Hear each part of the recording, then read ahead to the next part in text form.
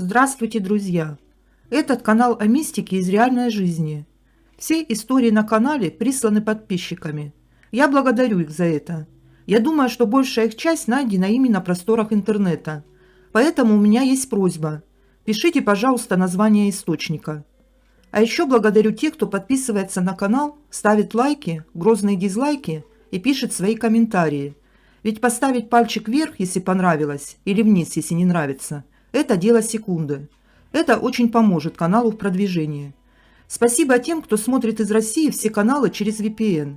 И этим благодарит за труд всех авторов каналов. Ведь каждый труд должен быть оплачен.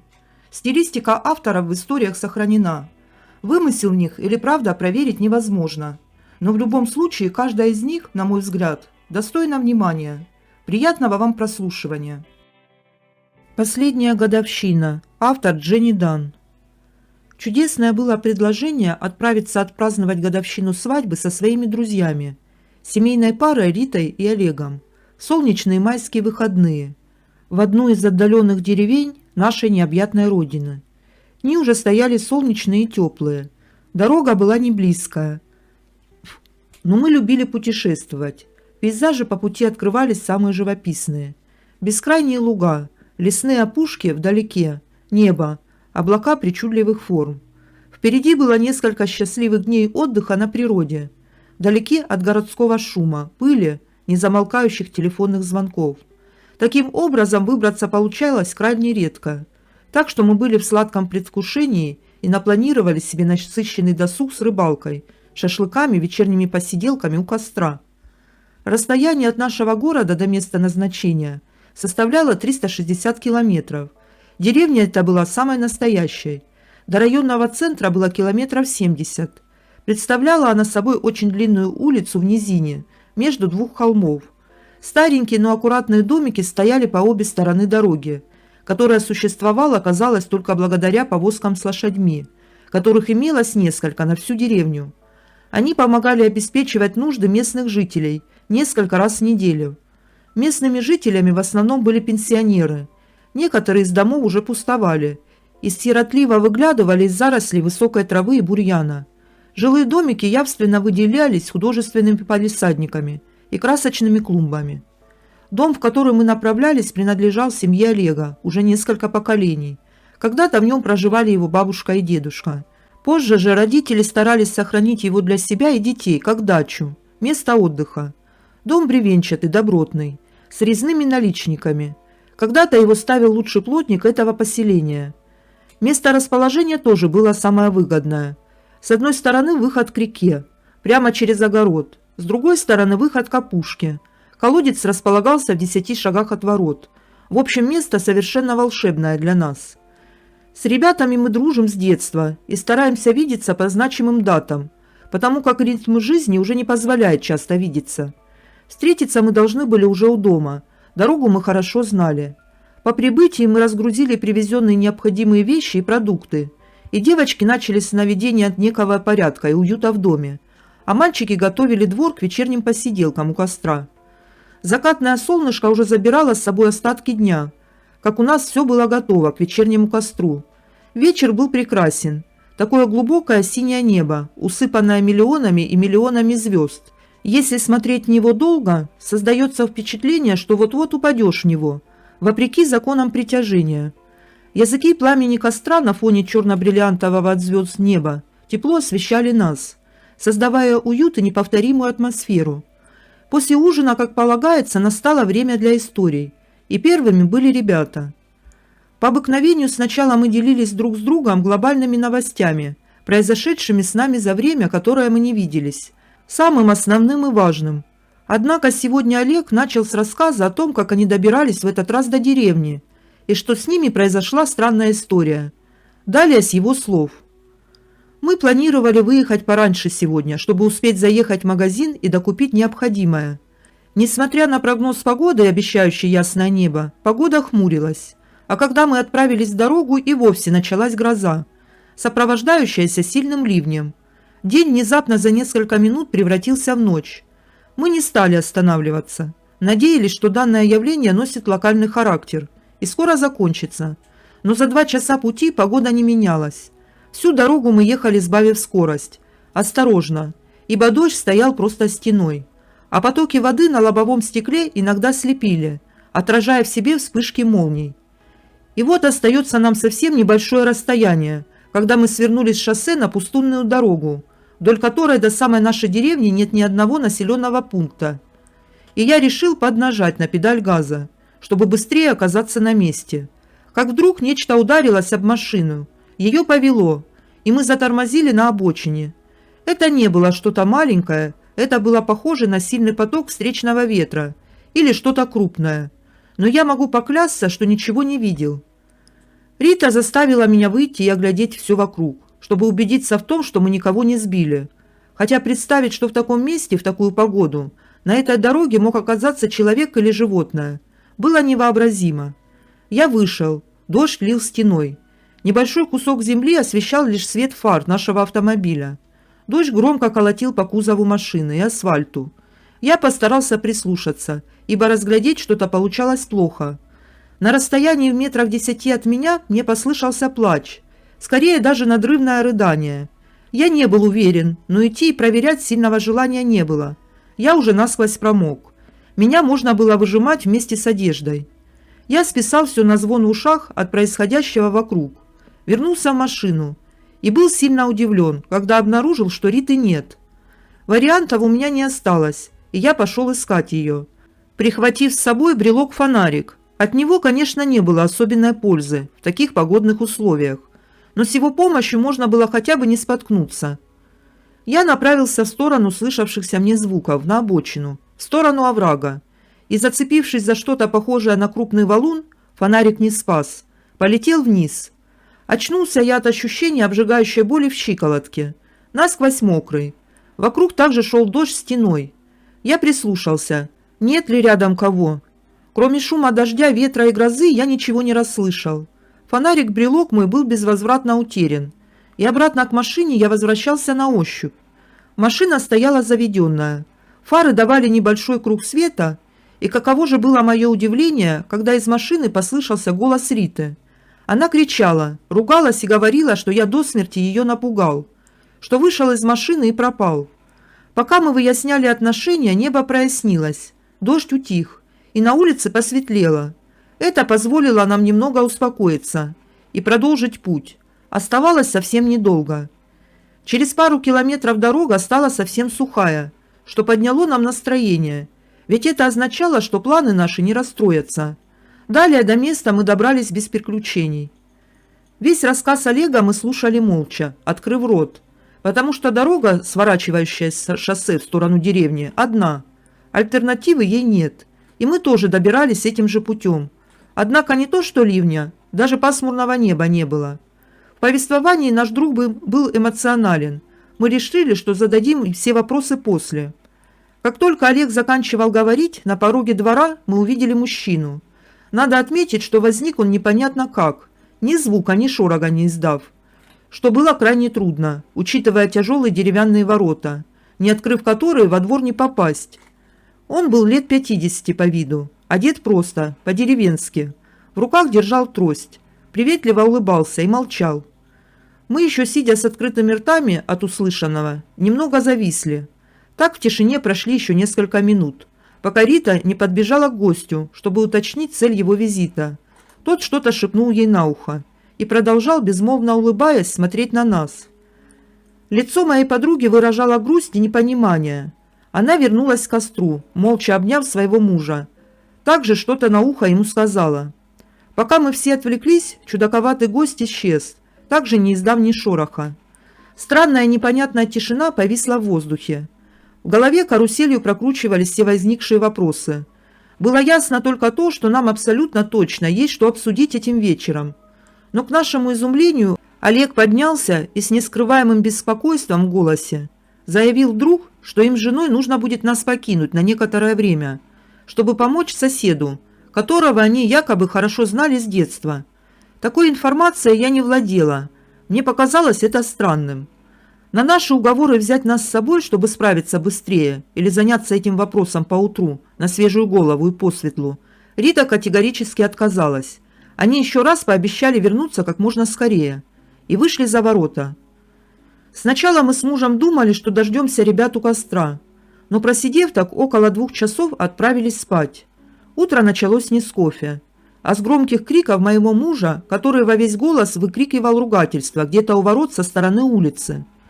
Я, осмотревшись, поняла, что спальным местом этой ночью воспользовались только мы с мужем.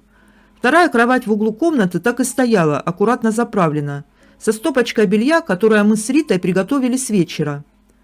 Накинув легкую куртку поверх пижамы, я вышла во двор. Там все было так, как оставалось вечером.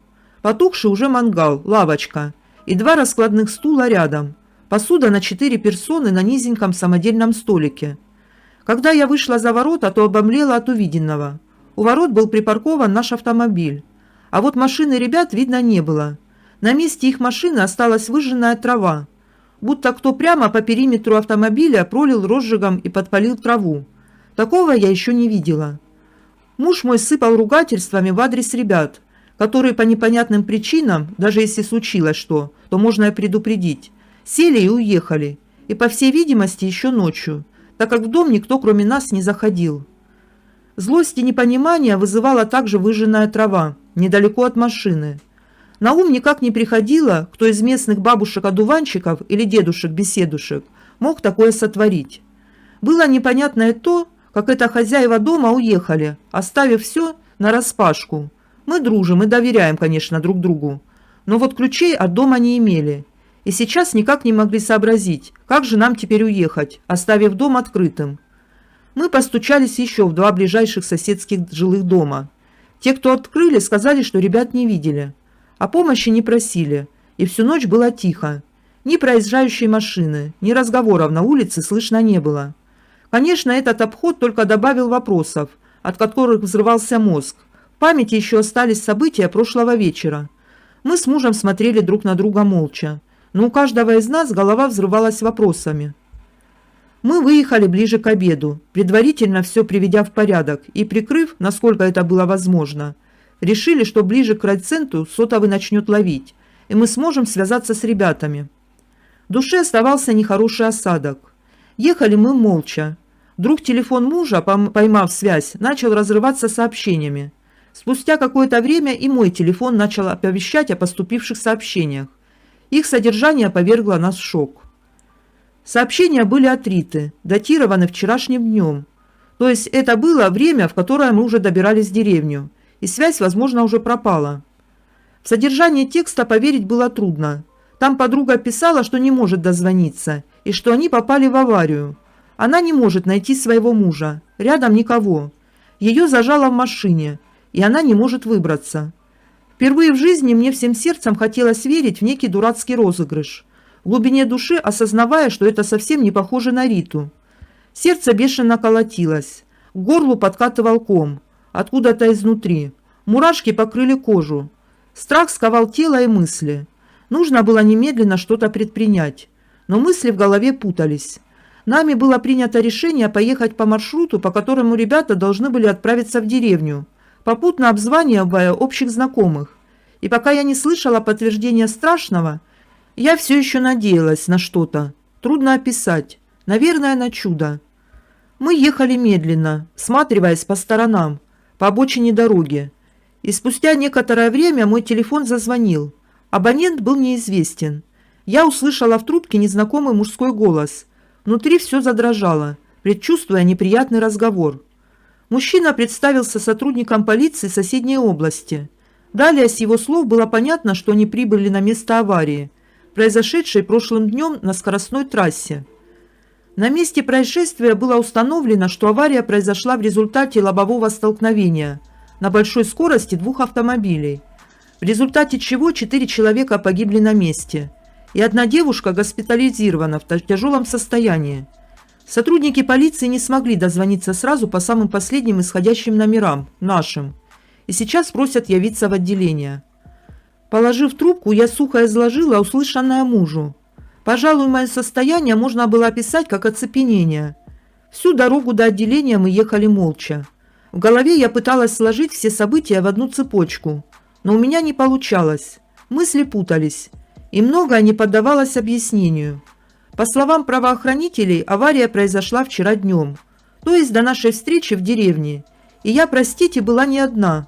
Мы были с мужем вдвоем, и ребят мы видели и слышали тоже оба. Что это? Массовая галлюцинация? Я чувствовала, что не готова услышать то, что нам сейчас расскажут. Мы пробыли в отделении около часа. Все самое страшное подтвердилось. По вещам и документам было ясно, что ребята разбились. Олега не стало, и Рита находится в реанимации, в тяжелом состоянии. Моя подруга выжила, и после долгой и сложной реабилитации вернулась к относительно нормальной жизни. Все ушибы и переломы зажили, а вот память пострадала. Рита вспоминает прошлое всплывающими картинками. Саму аварию она не помнит, и как они могли оказаться на той дороге тоже. Однако в ее памяти есть четкий фрагмент о ночной дороге в сильный дождь, когда Олег выходил из машины осмотреться и долго не возвращался. Она помнит сильный страх и биение сердца, от которого закладывала в ушах. Каждый раз, когда она заводит разговор на эту тему, мне хочется провалиться сквозь землю, и я стараюсь сменить тему. Всю эту историю я уже слышала, хоть и объяснить это невозможно. Вспоминать ту ситуацию очень страшно. С мужем мы лишь раз пытались разобрать ту ситуацию и хоть как-то объяснить ее для самих себя. Потерпев фиаско в этой теме, мы больше не возвращались никогда. Это очень страшное событие, боль от которого живет внутри, окутанная кошмаром произошедшего накануне события, которого так и не нашло объяснения. Живая спальня. Автор мистер Буги. Случилось это во времена, когда я еще учился в старших классах школы. Парень я был не слабенький, занимался в тренажерном зале, был в хорошей физической форме, да и ростом Бог не обидел, 185 сантиметров. Однажды ночью пришлось с ним выступать в роли охранника. Мама попросила меня помочь.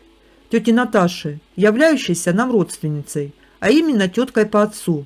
Общались наши семьи очень тесно, и знали мы друг друга хорошо. Помощь заключалась в следующем. У нее бывало выпивал муж, и под влиянием алкогольного дурмана творил всякие бесчинства. В тот вечер он был особенно серьезно настроен на совершение противоправных поступков. Часы пробили около 9 вечера, когда мама вошла в комнату и заявила, что сегодня мне нужно будет переночевать вне дома.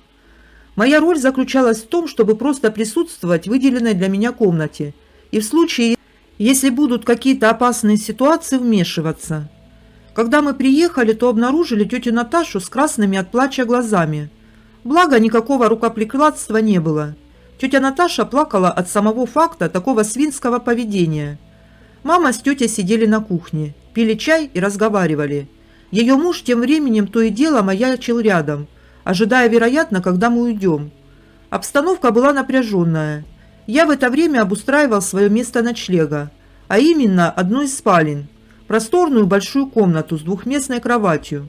Когда я закончил, мама уже собиралась уезжать.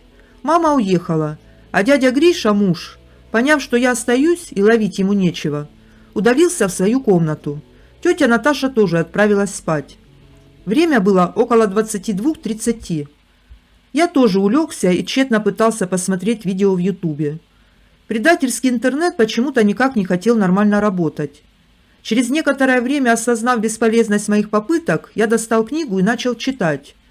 Все это время, превозмогая накатывающую сонливость, я прислушивался к звукам, чтобы не упустить момент, когда необходима будет моя помощь. И только по истечении приблизительно 3 часов безмятежности и спокойствия со стороны дяди Гриши решил лечь спать. Точно не скажу, во сколько я выключил светильник и опустил успевшие потяжелеть веки. Наверное, была где-то 1:30 или 2 ночи. Стоит сказать, что ни о какой паранормальщине я в тот момент не думал. Никаких накручиваний и прочего. Единственное, чего я хотел, спать. Это была та стадия, когда стоит закрыть на минуту глаза, и сразу начнется погружение в загадочный мир сновидений. Однако даже минуты в таком состоянии пролежать мне было не суждено. Через стену от моей комнаты находилась спаленка, но чуть поменьше. Там никого не было в тот момент, когда я выполнял свой общественный долг. Обстановку в этой комнате я знал, потому что неоднократно бывал с родителями в гостях у тети Наташи. Интерьером комнатка не выделялась. Шкаф, небольшой столик, кресло и скрипучая пружинная кровать. И как раз в момент, когда я закрыл глаза, эта кровать дала о себе знать. Звук был четкий и исходил от непременно из той комнаты. Будто кто-то встал с этой пружинной кровати и лег на нее. Однако этого не могло быть. Комната была пуста. Я поднял голову и начал прислушиваться. В этот момент я, кажется, даже перестал дышать. Сердце предательски громко стучало и норовило вырваться из груди. И вдруг в коридоре послышался звук ходьбы, будто кто-то сделал пару шагов и замер. Сначала я подумал, что это тетя Наташа или дядя Гриша. Но почему они тогда остановились? И почему эти шаги я начал слышать прямо перед своей комнатой? Ведь комнаты, где находились родственники, были с противоположной стороны, и я бы услышал их задолго до появления в коридоре. И тут меня пробрала дрожь от мысли, пришедшей мне в голову. Ведь пара шагов была сделана из той самой комнаты, где стояла эта злополучная кровать. Направление этих шагов тоже можно было определить, хоть звук был и непродолжительный. Они направились в сторону кухни, туалета, выхода из дома, то есть в сторону, противоположную от моей комнаты.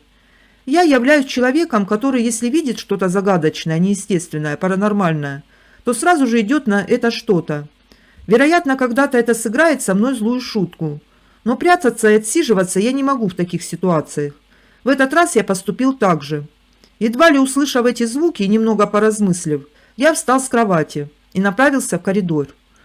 Дверь со скрипом открылась, и передо мной, как и должно быть, никого не оказалось. Совсем никого. Дверь в ту спаленку была закрыта. Сходив припудрить носик, я лег в кровать и практически сразу уснул. Дверь в эту странную комнату открывать я не осмелился. Больше эти звуки не повторялись. Рассказав утром о случившемся, я увидел на лице мамы некоторое замешательство. Она пояснила, что около недели назад в доме тети Наташи скончалась мама дяди Гриши, и проживала она как раз в той спаленке, из которой доносились эти странные звуки. До этого случая я слышал рассказы о том, что если не прошло 40 дней, то душа находится еще на земле и может дать о себе знать, но напрямую с этим не сталкивался. Может быть, мне послышалось, но звуки были очень реальные. Две пугающих встречи. Автор Сабелька. На всякий случай отмечу, что мой муж Вадим человек осторожный, разумный и холодный. Его никто и ничто не может вывести из себя. Иначе как бы мы столько лет прожили вместе. Первая его встреча с умершим произошла в конце 80-х. Его знакомый, бывший комсомольский лидер, в то время был начальником бюро путешествий и экскурсий в нашем городе. Бюро располагалось в очень живописном месте на берегу Волги, в историческом здании города, где когда-то был монастырь. К слову, сейчас там вновь Свято-Троицкий мужской монастырь. Его восстановили в 2000-е годы. И вот однажды муж читает в газете «Местный вестник», что такие-то люди выражают соболезнования родным и близким по поводу внезапной кончины начальника бюро путешествий такого-то, фамилия, имя, отчество знакомого. Вадим, конечно, был поражен этой вестью. Через некоторое время он проходил мимо здания бюро, вошел в тенистую аллею и сразу увидел этого своего умершего знакомого, спешащего на работу, как ни в чем не бывало. Он шел своим обычным торопливым шагом. Поравнявшись с Вадимом, даже не взглянул на него и вошел в здание. Вадим стоял, похолодевший от ужаса. Не знаю, как бы поступила бы я, может, вошла бы вслед за знакомым, чтобы прояснить ситуацию, но, скорее всего, хлопнулась бы в обморок и отдохнула бы от эмоций. А Вадим постарался как можно быстрее убраться с этого места. Подумал, что, может, в газете была ошибка, или кто-то пошутил, обидевшись. Вроде как в то время объявления подобного рода принимали от населения по телефону, без всяких свидетельств о смерти. Навел справки. Знакомый действительно погиб. Следующая встреча была пугающая. У моего мужа был лучший друг детства, одноклассник Димка. После окончания школы они еще много лет тесно общались. Но Димка сильно запил и умер в 31 год с тяжелейшего похмелья. Купил с утра бутылку водки и не дошел до дома. Упал на улице и замерз насмерть. И вот однажды Вадим подходит к остановке и издалека видит, как из троллейбуса выходит Димка. Ищет кого-то глазами. Потом замечает Вадима. Машет ему рукой, улыбается и идет навстречу. Вадим испытал невероятный ужас. Опустил глаза, будто ничего не заметил. Постарался смешаться с толпой и влез в первый же попавшийся троллейбус. Буквально вчера мы вспоминали с ним эти истории. Никаких комментариев случаям мы дать не можем. Передайте Варварушке. Автор Даш Строк. Мне редко снятся сны. Может, в детстве как-то чаще. А сейчас то ли не снятся почти, то ли не запоминаю. Но этот сон запомнился настолько, что даже лица помню до сих пор. Обычно сны, в которых есть люди и разговоры, бывают глупые или забавные. Ты еще во сне. На какой-то стадии уже понимаешь, что это сон. А здесь все было настолько реально, что напугало меня. Небольшое предисловие. Есть у меня родная бабушка и две ее родные сестры, которые тоже когда-то участвовали в моем воспитании. Бабушки все уже глубоко пожилые женщины, под 80-90 лет. У каждой уже внуки и правнуки, но до сих пор все дружны и каждый день общаются по телефону. Снится мне сон. Вижу я здание огромное, явно советской постройки. Длинное настолько, что не видно его конца, но притом не широкое, как Великая Китайская стена, за которой что-то скрыто. Здание высоченное, крыльцо с красивыми гранитными лестницами на 5-6 ступеней вверх и огромными толстыми колоннами, образующими небольшой навес. И во всю длину этого здания сделаны двери, много и одинаковых. Высоченные старинные, советские двери, как в старых дворцах бракосочетания или университетах, а может в каких-то старых советских библиотеках. Ручки у дверей тоже длинные, да и сами двери явно потемневшие и затертые от старости. И стоят в эти двери очереди из людей. Огромные толпы, типичные для советского времени. Но никто не голготит и не толкается. Все стоят спокойно, по одному. Абсолютно всех возрастов. Мужчины, женщины, старики и старухи, немножко ребятишек. Что настораживало, что даже дети стоят довольно спокойно. Не бегают друг за другом, не суетятся, не хулиганят. Иногда вздыхают, переминаются с ноги на ногу. Вежливо спрашивают, кто за кем. А мне вот почему-то кровь из носу надо попасть вовнутрь. И вижу я дверь, в которую никто не стоит. Да и думаю, может дернуть ручку, вдруг не заперта. Пробегаю через вереницу людей несколько ступенек вверх. Парочку аж перепрыгиваю, ведь спешу. И дергаю ручку. Старая, тяжелая, с характерным скрипом. Дверь поддалась, и я забегаю вовнутрь. Внутри все так же царит советская атмосфера. Высоченные потолки разносили небольшое эхо различных разговоров. Зеленые стены, обитые до 1/3 деревом, паркетный дубовый пол елочкой и все те же огромные очереди. Только люди уже не стояли, а сидели вдоль стен. Что бросилось в глаза, так это совсем пожилые бабушки и дедушки. Были довольно бодры и веселы, и мило общались друг с другом. Кто-то из них держал за руки рядом сидящих детей. А вот мужчины и женщины средних лет молча сидели со спокойными смиренными лицами. Один мужчина очень запомнился. Он был седой, но на вид не старше 50. Он смотрел в одну точку, наклонив голову слегка на бок, и выражение его лица говорило о том, что он раздосадован и в легком шоке. Я увидела слева от входа высоченную деревянную стойку, которая перетекала в некое подобие современного турникета. Вся эта конструкция тоже была из дерева. Я бы сказала, что попала в библиотеку имени Ленина, если бы я там хоть раз была, но антураж именно так и ассоциировался. Напомню, что я очень торопилась и нервничала. Я начинаю дергать за деревянное подобие турникета, судорожно пытаясь открыть себе проход. Я знаю, что мне надо за дверь, туда, куда сидит вся эта очередь. На звуки моего раздраженного дергания из-за стойки поднялась женщина средних лет. Она была в блузке белого цвета, с кружевным воротником, черной строгой юбке, идеально уложенным пучком на голове и в очках. Так представляешь советскую директрису, только указки в руке не хватало. Она строго посмотрела на меня, приспустив очки на нос, и из злобности сказала: «Вы куда ломитесь? Вам сюда еще нельзя. Рано пришли, уходите». Я жалобно на нервах подбегаю к ней ближе и говорю: «Пожалуйста, передайте сообщение, это очень срочно». Она взяла листок желтоватой советской бумаги и ручку и сухо ответила: «Диктуйте». Я нервным голосом сглатываю слюну в пересохшем горле и выдаю: Передайте Варварушке, у девочек ее все хорошо. За ними пока не надо приходить. «Ступайте», — сказала мне строгая женщина в очках, сворачивая мое послание. Я вышла из здания. На улице все так же стояла очередь. Она практически не сдвинулась. Я посмотрела в обе стороны, но так и не увидела концов здания. Я прошла сквозь очередь, в ту сторону, откуда пришла, и проснулась. Позже я рассказала свой сон бабушке, и она поведала мне, что именно так называл ее маму ее отец, Варварушка. Не Варечка, не Варюша, не Варвара, а именно Варварушка. И вот во что верить. Случайную фантазию мозга, или же я приходила на границу между мирами, чтобы передать прабабушке послание не забирать пока ее дочек. Я не знаю. «Огонь, вода и медные трубы» или «Происки банника». Автор Шерри. Мои родители не работающие пенсионеры, поэтому перебрались жить на дачу, в теплый домик. Свежий воздух, свой огород ему очень нравится. Быт там изначально был налажен, печка есть, интернет. Но захотелось им построить там баньку, так как кроме летнего душа мыться там было негде. Усилиями всей родни баня была построена. Получилась хорошая парилка, которую я не раз на себе испробовала, а также и душ. Долгое время все было без происшествий. Печка исправно топилась. Жар доходил до 100 градусов, по желанию отца. Но потом начали происходить странности. Сначала 2 раза ломался душ. То вода не шла, то электрика поломалась. Потом загорелся стык у трубы в бане. После ремонта трубы и постановки нового несгорающего утеплителя баню благополучно топили 2 раза.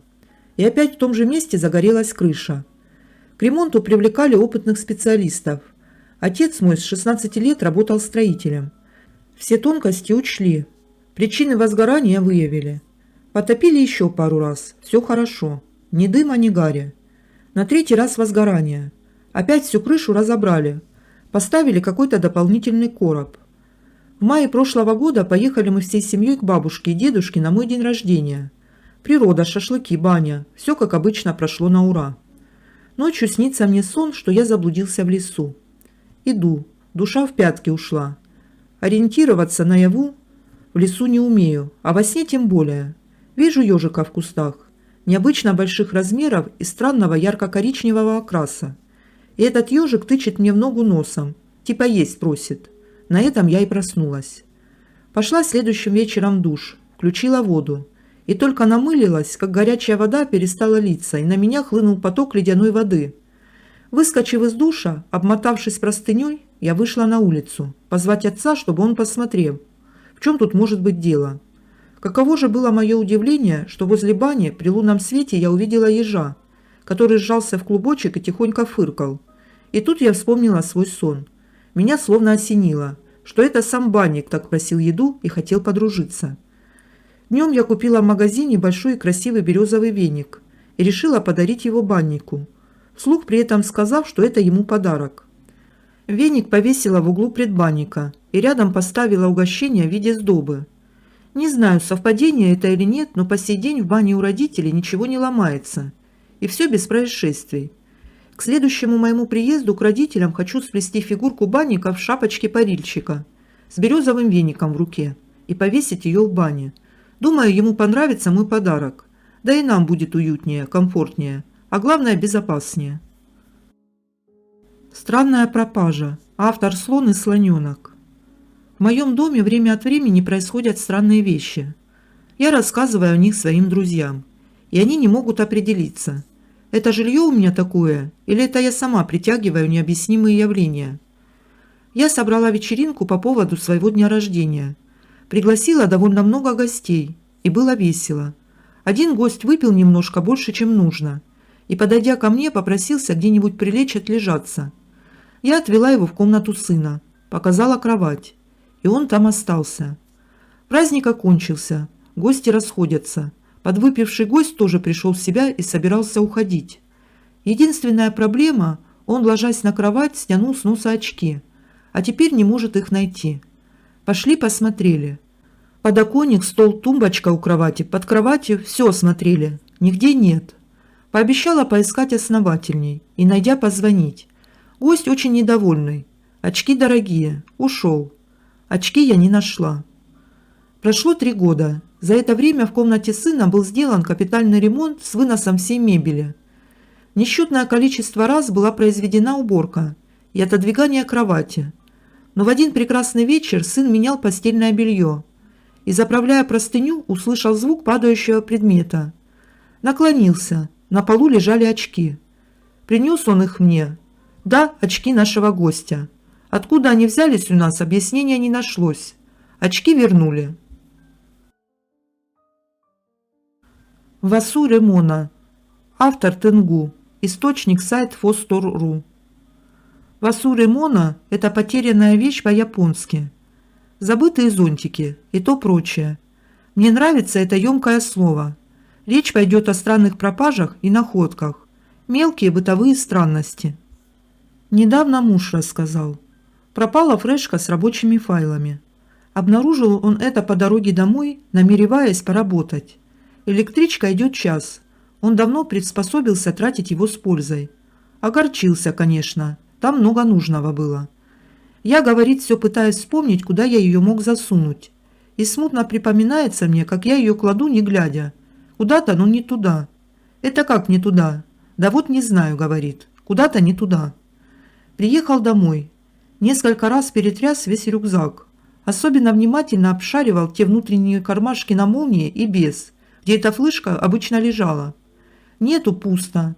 На следующий день явился на работу с запасной флешкой. Естественно, первым делом поискал пропажу у себя на рабочем месте. Но безуспешно. Коллег поспрашивал. Увы, никто не находил пропажу. Ну что поделаешь. А потом... Сует он руку в кармашек рюкзака, не глядя. Достает флешку, вставляет ее в ноутбук. И обалдевает. Это не запасная флешка. Это та потерянная. А запасная где тогда? Лезет в рюкзак, да вот она лежит в том же самом кармане. То есть получается, что он несколько раз обшарил этот карман. И тот был пуст. Положил туда вторую флешку. А пока ехал на работу, и первая вернулась. Откуда вот только? Слушая эту историю, я вспомнила, как много лет назад выбирала между двумя университетами. ЕГЭ тогда не было. Документы подавались в оригинале. То есть выбор был окончательный и довольно судьбоносный. Я хотела поступать в один вуз. Родители советовали другой. В общем, я уступила уговорам, поехали мы с мамой в этот самый другой. Приемная комиссия, давайте ваши документы. Хоп, а паспорта моего нет. Хотя мы обе помним, что клали его в сумку. Вернулись домой. Он лежал на столе. Яркий такой, в зеленой обложке. На самом видном месте. В общем, второй раз я поехала подавать документы в тот университет, куда хотела сама. Там и отучилась вполне успешно. Но что интересно, и работа, и дальнейшая учеба, и вообще заметный кусок жизни, общение, опыта, поездок и путешествий у меня потом оказался связан с тем отвергнутым университетом, куда я ездила подавать документы без паспорта. Как будто поток описал петельку и вернулся в старое русло. Вспомнила я и старую семейную историю про таинственным образом пропавшие мамины очки. Кажется, я ее здесь рассказывала. Причем в тот день пропали сразу две пары. Одна весьма удивительным способом, а второй просто не оказалась на месте, в картонной коробке на шкафу, где запасные очки лежали как раз на случай пропажи первых. Куда они оттуда испарились, никто так и не узнал. Историй таких воз и маленькая тележка. Интереснее всего, когда вещи-потеряшки возвращаются, конечно. Куда мы их засовываем? В какое такое мифическое не туда? Поделитесь своими историями на эту тему, если есть они у вас. Есть и соседка по профессии ведьма. Автор Арина Паллада. В 2011 году Ариша вышла замуж. Свадьба была скромная. Что поделать? В качестве свадебного подарка родители молодоженов и родственники, скинувшись, решили подарить им маленький загородный домик. Дочурку. Именно уютный домик с цветочной клумбой, летней кухонькой и душевой. Дело в том, что Ариша жила с мамой и отчимом в двухкомнатной квартире. А муж Ариши, Ваня, он приезжий, жил в общежитии.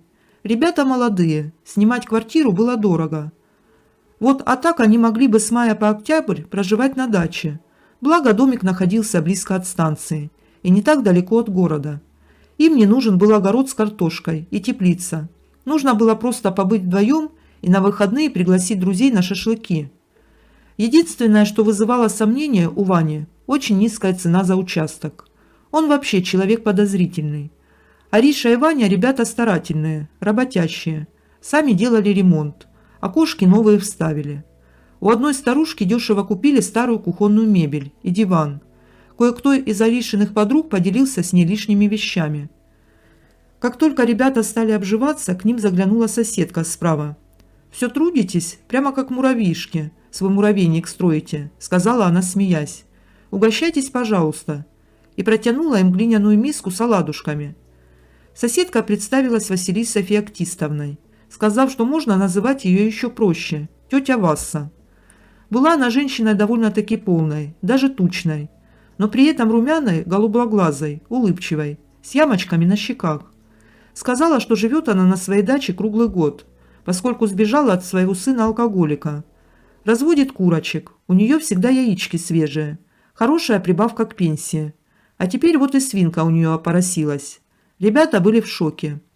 Если петушка и кудахтанье кур они слышали, то известие о том, что в сарайчике обитает свинка с подсвинками, было для них как гром среди ясного неба. А тут еще тетя Васа попросила Ваню помочь ей свинку причесать.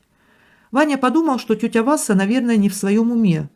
Но она объяснила, в период, когда свинка подсвинков кормит, нужно, чтобы мужчина незнакомый ее причесал.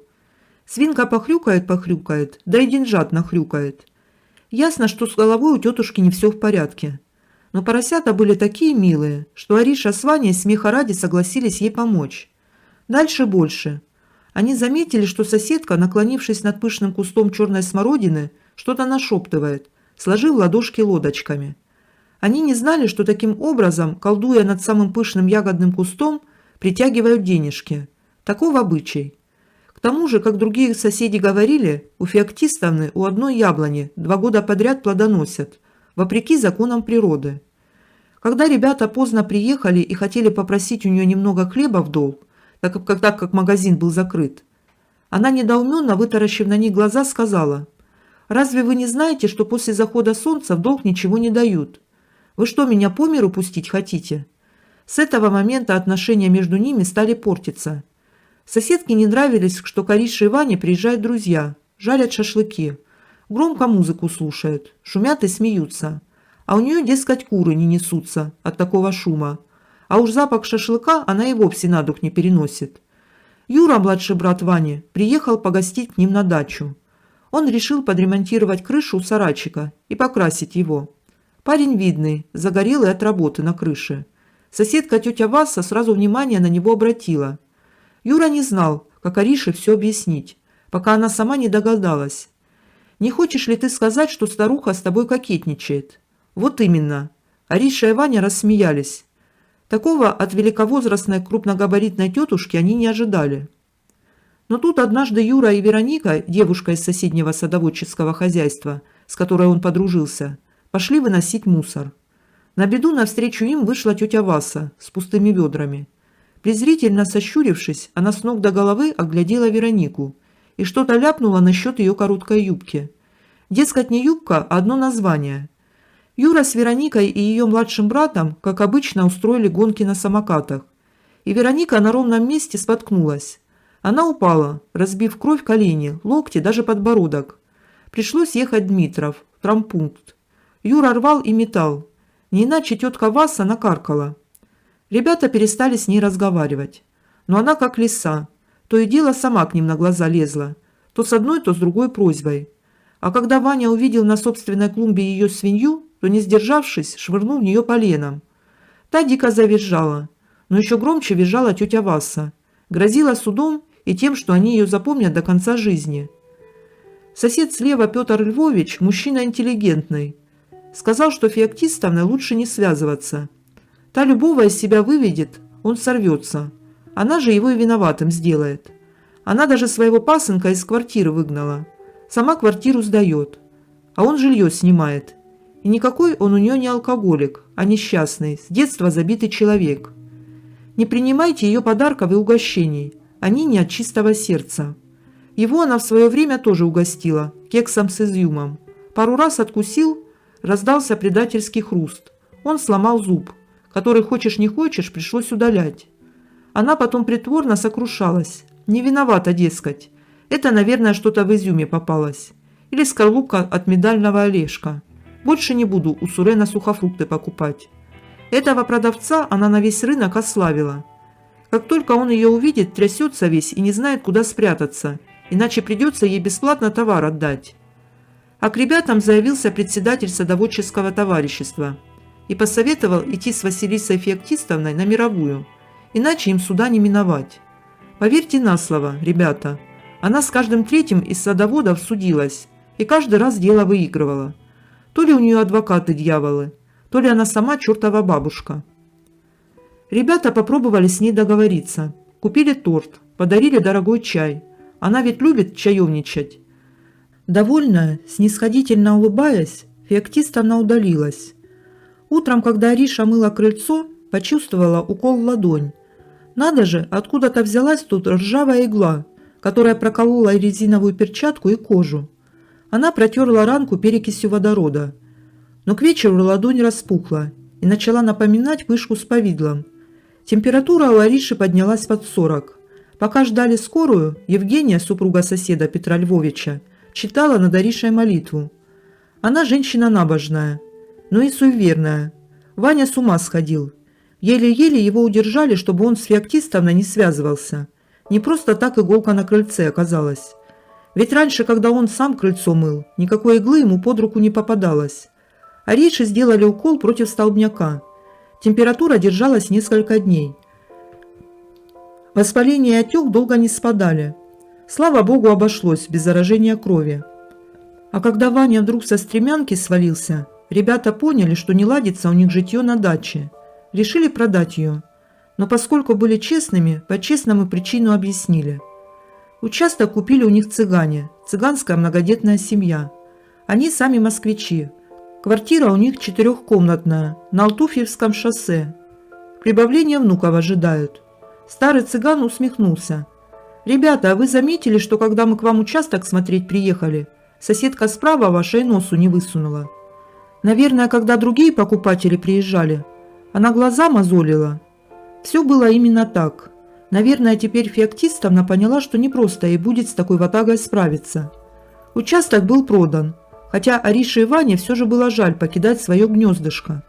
Но в день отъезда, когда ребята прощались с друзьями, они почувствовали на себе злобный взгляд Феоктистовны из-за забора. Они убедились, что от такой соседки надо бежать, и никак иначе. Постскриптум. В народе говорят, что у зла черный глаз, а настоящая ведьма сухая, тощая, костлявая и злющая. А вот Феоктистовна была дородной, упитанной, голубоглазой. Исключение из правил. Хотя, если вспомнить экранизацию сказки Андерсона «Огнева», фильм, кажется, называется «Старая-старая сказка», то ведьма в исполнении Веры Титовой была именно такой. Пышнотелой, голубоглазой, румяной, в белом кружевном чепце и в белом чистеньком фартучке. На вопрос солдата «Почему вы ведьма?» «Это у вас профессия такая или характер?» Ведьма отвечает: «Профессия, а характер у меня очень даже симпатичный». Нечто. Автор Владимир Коун. Ехал я как-то домой с работы, после второй смены. Времени было около 2 часов ночи. А так как я проживаю в области, путь мой лежал по одинокой автодороге, через поля, леса в таком роде. Других машин не было, так что я, включив дальнюю, расслабляющую музыку, левая рука на руле, вторая на штанине, мчал на расслабоне. И вот в какой-то момент увидел на дороге темное пятно. По размерам вроде ребенка лет 4. Естественно, напрягся и слегка коснулся педали тормоза, начиная сбрасывать скорость. Расстояние еще позволяло не бить по тискам. Короче говоря, медленно качусь, постепенно сближаясь. Погасил дальний, присматриваюсь. При этом мысли в голове мечутся, как рой насекомых. Откуда здесь ребенок? Может, случилось что? Авария, например. А если это ловушка такая? Может, машину планируют отжать? Такое на ночных дорогах нет-нет, да и происходит. Вскоре понимаю, что это точно не ребенок. По сгорбленному силуэту начинает больше походить на животное. Вроде бобра, сидящего на 2 лапах, с опущенной головой. Что само по себе уже было странным, так как единственным водоемом поблизости являлся небольшой пруд. Да и тот располагался в километре от этого места, а может и дальше. Расстояние постепенно сокращалось. Мои глаза все больше округлялись с каждым метром. Но самое поразительное, несмотря на приближающуюся угрозу в виде большого и рычащего с ярко светящимися глазами, бобер и не думал сходить с места. Более того, когда расстояние между ним и автомобилем сократилось до метров 20, к тому времени я уже ехал совсем медленно. Он поднял голову и посмотрел прямо на меня. Честно признаюсь, я тогда нехило струхнул. Глаза бобра светились яркими огоньками и, казалось, смотрели исключительно на меня. Это сейчас я понимаю, что они просто отражали свет фар. Но в ту ночь выглядело это весьма жутко. Короче говоря, мне не оставалось ничего другого, как свернуть на встречную полосу и объехать животное. Я так и сделал. Медленно объехал, внимательно отслеживая его поведение. А он, в свою очередь, также пристально провожал меня взглядом и не сдвинулся при этом ни на миллиметр. Думаю, не стоит объяснять, что, вернувшись на свою полосу, я вжал педаль газа в пол, что называется, до отказа. Вот такая история, друзья. Будьте бдительны на ночных дорогах. Лесное наваждение. Автор Каптайл Адайр. Источник сайт Фостор.ру. Я занимаюсь исследованием фольклора. В ноябре 2018 с группой выехали в глухую деревню, расположившуюся на границе с обширной территорией лесов и болот. При Союзе там был колхоз. Кипела жизнь. А сейчас в покосившихся домах доживали свой век старики. Местность и несколько свидетелей свидетельствовали о наличии богатого фольклорного пласта. Причем некоторые из быличек относились к совсем недавнему времени. По местным поверьям, в лесах и болотах живут черти и лембои, а граница их владения – река, за которой по археологическим картам тысячелетние курганы, спрятавшиеся в непроходимых болотах. Мы собрали материал, опросив местных, и решили попробовать найти курганы. Днем попытки успехом не увенчались, и ночевать решили в лесу. Мы разбили лагерь на берегу водоема, за пограничной рекой, на территории, считавшейся той стороной подконтрольной лесной нечисти. Огонь не желал разгораться, несмотря на опыт участников, любые усилия и литру розжига. А с наступлением темноты группе послышался приближающийся волчий вой. Было принято решение отходить в сторону деревни, несмотря на северные традиции. Нас сразу предупреждали, ночью двери никто не откроет. Или ночуйте в деревне, или не надейтесь на помощь в ночное время. Но во дворах хотя бы были собаки, поэтому мы решили, что дикие звери в село не сунутся. Лесная дорога, по которой мы много раз ходили, преобразилась в свете фонарей. По обеим сторонам дороги луч фонаря выхватывал из темноты то куклу, то обрывок ткани, повязанный на дерево. Хотя днем мы этих предметов не видели. Время словно растянулось. Маршрут, которым днем преодолевали за час, мы шли чуть больше 2 часов. Чем ближе мы подходили к пограничной реке, тем отчетливее становился беспричинный животный ужас. Хотелось бежать, не оглядываясь. Лес вокруг будто ожил. Несмотря на отсутствие ветра, все вокруг шумело и скрипело. Как только группа пересекла реку, все пропало. Отступил ужас, и звуки волчьей стаи затихли на самой высокой ноте. До деревни дошли без приключений. Заночевали в брошенной избе. Толя, по мне кто-то ездит. Автор Фермикс. История будет короткой, но зато реальной. Отмечали недавно День Победы в узком семейном кругу. Я, мама, бабушка, тетка и дедушка Толя. Ну и, как всегда, на любых застольях у нас в семье любят упомянуть усопших родственников или же просто немножко задевать тему мистики. Не знаю, у одного меня родственники постоянно вспоминают про такие вещи на любом празднике. В какой-то момент разговор заходит в тему религии и вытекает в тему мистики и снов. И тут дедушка говорит: «Я не верю в Бога, мистику и прочее, но со мной недавно произошло следующее. Снится мне мой отец, который умер уже лет 40 назад. За все время снился мне раза 4. И вот в этот раз я вижу крупным планом его лицо, которое говорит мне: «Толя, по мне ездят, Толя, по мне кто-то ездит». Проснулся на часах 11 утра. Думаю, ну раз приснился отец, то нужно съездить на могилку, проведать. Купил конфет, цветов и двинул в путь. Приезжаю и вижу такую картину. Рядом с могилой отца ездит трактор большой, огромный, и равняет грунт. А могилка старая, очень близко к дороге. И он ездит, ну прямо совсем рядом с могилой.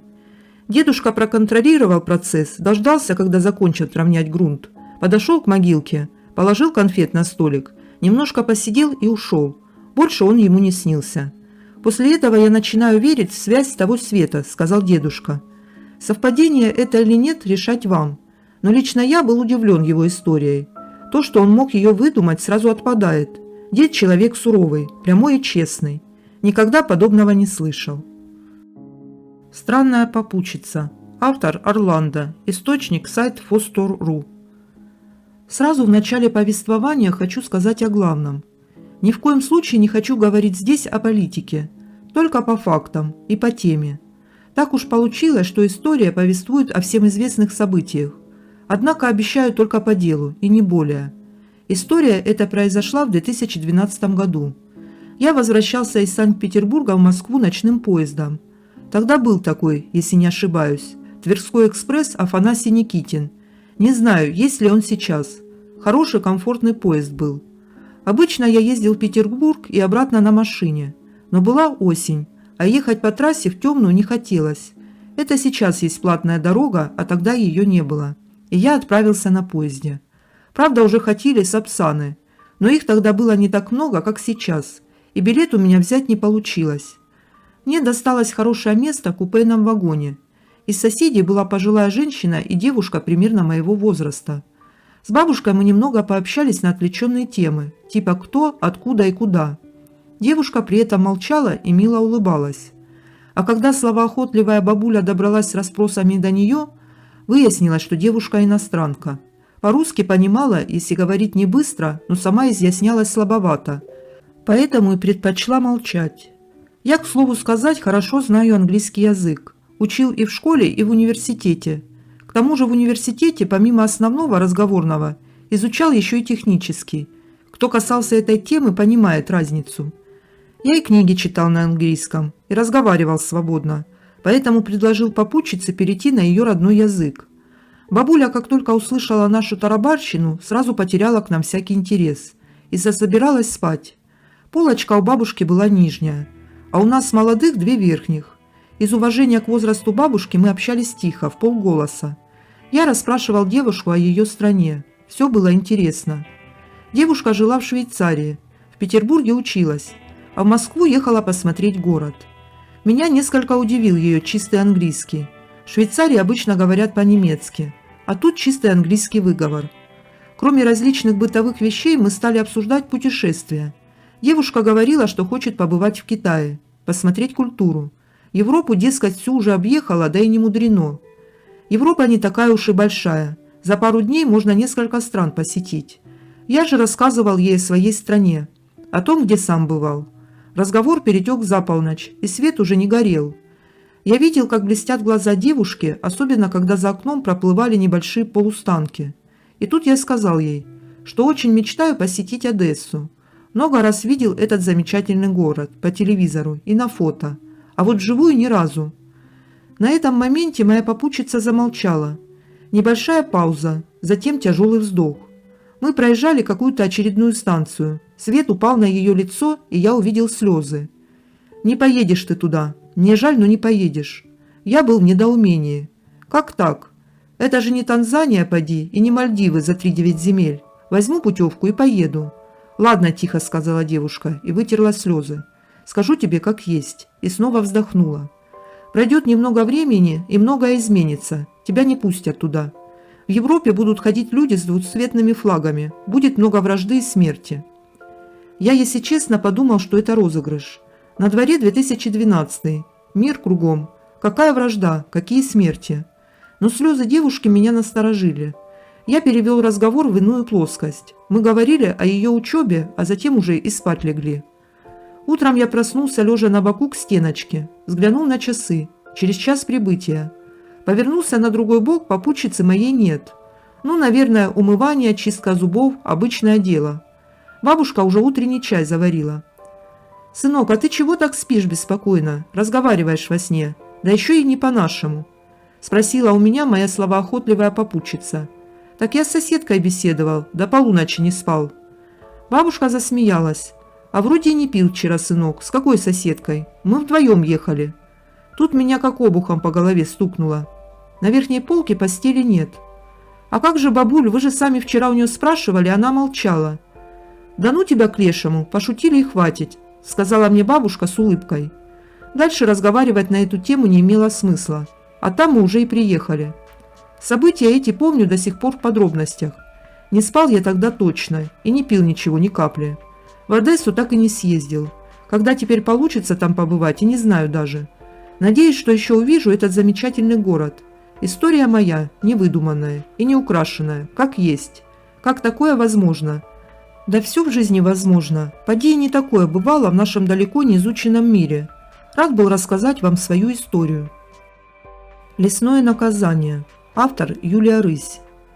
Знакомый не являлся любителем вылазок в лес. Так получилось, что в этом году они с женой продали квартиру и переехали в другую область. Обычным способом его уединения были копания в гараже. Так как гаражом на новом месте он еще не обзавелся, решил скоротать время изучением новой территории. От нового соседа, заядлого рыбака, слышал, что неподалеку в лесу есть озеро. Решил прогуляться до него. Сосед вызвался было показать, но он был настолько болтлив, что было проще и спокойнее сходить одному. Преодолев пару улиц и железнодорожный мост, мужчина вошел в лесочек. Не порадовал тот факт, что все лесные тропинки были изрядно завалены мусором. Побродив по лесу часок-другой и не найдя никакого озера, путник присел на поваленное дерево, чтобы отдохнуть. Закурив сигарету, которая, как назло, была последняя, он, выругавшись, швырнул пустую пачку себе под ноги, оправдывая себя тем, что здесь и так весь лес завален мусором. Одной пачкой больше, одной меньше. Докурив, отправился обратно. Выйдя из леса и поднявшись на мост, машинально сунул руку в карман в поисках пачки сигарет. С досадой вспомнил, что выкурил последнюю, а пачку выбросил. Но тут в голову ударила мысль о том, что в том же кармане находились ключи от дома и телефон. Благо кошелек лежал в другом кармане. Было решено вернуться обратно. Уже темнело, когда мужчина пробрался по лесным тропинкам в поисках места перекура. Поваленное дерево нашел без труда. Тут же валялась пачка из-под сигарет. Но ценных личных вещей видно не было. Обшарил все кругом. Распорол руку, обитое стекло. Ругаясь и обматывая руку платком, вспоминал, когда видел телефон в последний раз. Потерю ключей пережить еще можно, а телефон дорогой, жалко. С полной уверенностью, что во время перекура смотрел время, принялся заново обыскивать пространство вокруг дерева. Раз за разом натыкался только на свою же пачку из-под сигарет, которую на третий раз уже просто машинально сунул в карман. После часа поиска в полной темноте и под начинающимся дождем побрел домой. У самого выхода из леса напоролся ногой на ржавый гвоздь. Мокрый, хромой, злой, с порезанной рукой, без ключей и телефона, явился домой с четкой позицией. В лес больше не ногой. Сосед потом уверял, что, зайдя в лес с ЖД моста, пройти мимо озера было невозможно. А через 2 дня на номер жены позвонили люди, которые, отдыхая на берегу озера, нашли телефон и ключи. Знакомый уверен, что столько несчастий на его голову свалилось из заброшенного мусора. Пачка из-под сигарет, которую он таки принес домой, была тому доказательством. Странная история с ММС. Автор Осинья. Источник сайт Фостор.ру. Для начала скажу, что клянусь, честное слово, история не выдумана. Несмотря на свою очередную абсурдность. Я про нее уже лет 100 не вспоминала, а сегодня она опять пришла мне на ум. Вот и решила поделиться и услышать мнение людей, умеющих мыслить широко. Я уже и не вспомню точно, какой это был год. Наверное, 2010. Мессенджерами мы тогда еще не пользовались. Сенсорные телефоны были в диковинку. Фотки отправляли ММСками. И вот в один прекрасный день звонит мне подруга. И мы несколько минут болтаем о том о сём. Тут она вспоминает, что еще не показывала мне свою новую стрижку. Обещала прислать фотку. И отключается. Приходит сообщение с фотографией подруги, но не с ее обычного билайновского номера, а с незнакомого мне номера Мегафон. Ну и ладно, наверное, вторую сим-карту купила. Или телефоном мужа воспользовалась. Может, на нем камера лучше. Пишу в ответ СМС, что-то вроде «Отличная стрижка, тебе очень идет». Спустя какое-то время получаю ответ. «Какая стрижка? Ты вообще кто?» «Не поняла», строчу в ответ. «Ир, что случилось? Это Ульяна. ты мне только что прислала свою фотографию с новой стрижкой. Приходит смс-ка. Вообще-то я не Ира, а Вадим. В парикмахерской уже месяц не был. И никаких фотографий никому не посылал. Да что ж такое? Разыграть подруга меня решила, что ли? Или это минутное помешательство к ней заглянуло? Звоню на этот номер. А там действительно не Ира, а Вадим. Объясняю ситуацию. В ответ слышу: такого не может быть. Парень решил, что это был такой корявый подкат с моей стороны. Звоню подруге. Рассказываю странную историю. Она удивлена не меньше моего. Но верит, понимает, что врать ей мне не резон. Вечером за ужином решила повеселить мужа небывальщиной. А он только буркнул в ответ, что этого не может быть. Сначала я пыталась искать правду, но ото всех слышала в ответ на свой чудесный рассказ: этого не может быть. Я и сама понимаю, что технически это невозможно. Но ведь было.